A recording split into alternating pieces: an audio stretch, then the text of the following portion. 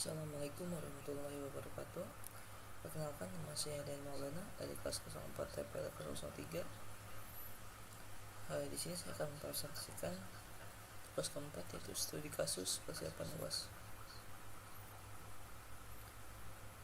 Pertama, Universitas Pemula menghadapi masalah ketika jumlah mahasiswa baru meningkat secara drastis pada tahun ajaran baru. Infrastruktur TIA yang sudah ada tidak mampu menangani lonjakan tersebut dengan baik, yang menyebabkan gangguan pada sistem informasi akademik, portal mahasiswa, dan layanan perpustakaan digital. Mahasiswa sering mengalami kesulitan saat mencoba mengakses jadwal kuliah, materi perkuliahan, atau memanfaatkan fasilitas online lainnya. Bagaimana solusi cloud yang Anda tawarkan untuk masalah berikut? Untuk menangani lonjakan jumlah mahasiswa baru di Universitas Pemalang, solusi berbasis cloud yang ringkas dan efisien dapat diterapkan. Layanan cloud yang digunakan untuk meliputi infrastruktur as a service IaaS seperti AWS, Azure, atau GCP untuk server virtual,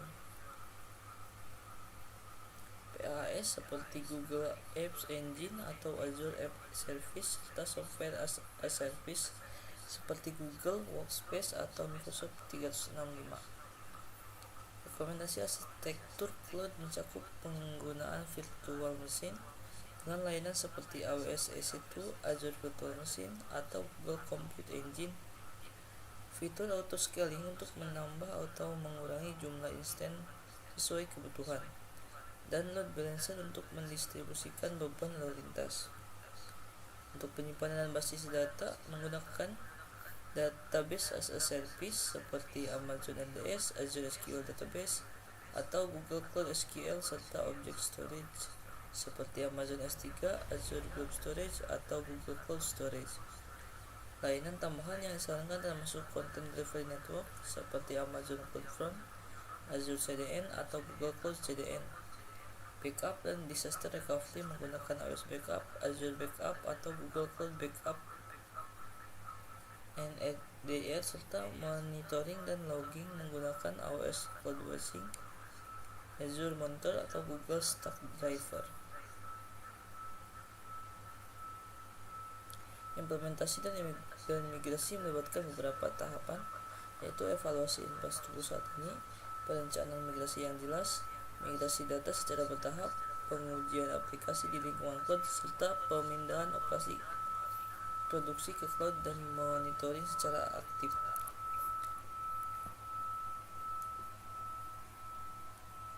Bagaimana Anda memahami konsep otomatisasi dan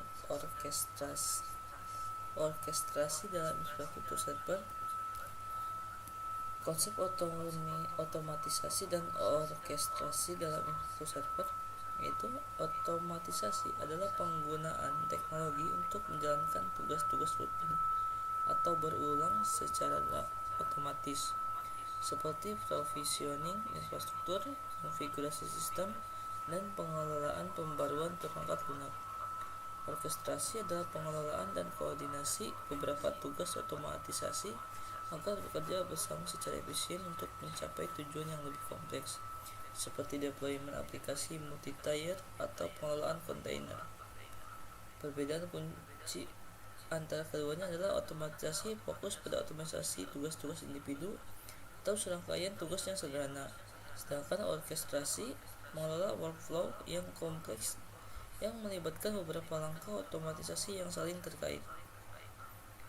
Berikan studi kasus kapan konsep otomatisasi dan orkestrasi diterapkan pada infrastruktur server.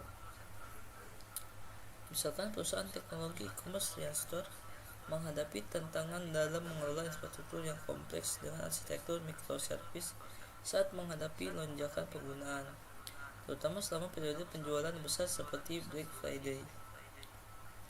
Untuk mengatasi ini, mereka mengimplementasikan otomatisasi dan orkestrasi. Ansible digunakan untuk otomatisasi konfigurasi dan deployment aplikasi di seluruh infrastruktur, memastikan konsistensi dan efisiensi dalam pengelolaan sistem. Sementara itu, Kubernetes diadopsi untuk mengelola aplikasi microservice, menyediakan penjadwalan yang optimal, penskalaan otomatis berdasarkan beban kerja, dan manajemen siklus hidup kontainer. Dengan pendekatan ini, perusahaan dapat meningkatkan responsivitas terhadap perubahan permintaan pasar dan memastikan ketersediaan aplikasi yang tinggi, yang berkontribusi pada pengalaman pengguna yang lebih baik dan efisiensi operasional yang lebih tinggi. Sebuah perusahaan asuransi yang beroperasi di Indonesia membuat infrastruktur server mereka di Turki. Dalam server mereka berisikan informasi data nasabah warga Indonesia. Bagaimana pandangan Anda terhadap hal berikut berdasarkan regulasi yang berlaku di Indonesia? Pembuatan infrastruktur server di Turki oleh perusahaan asuransi untuk data nasabah Indonesia harus mematuhi Undang-Undang Nomor 11 Tahun 2020 tentang Informasi dan Transaksi Elektronik Indonesia. UU ini menekankan perlindungan data pribadi nasabah, termasuk persyaratan pemrosesan data di dalam negeri kecuali dikecualikan. Transfer data internasional juga harus mematuhi standar keamanan dan mendapatkan persetujuan dari otoritas yang berwenang. Sekian presentasi dari saya, mohon maaf bila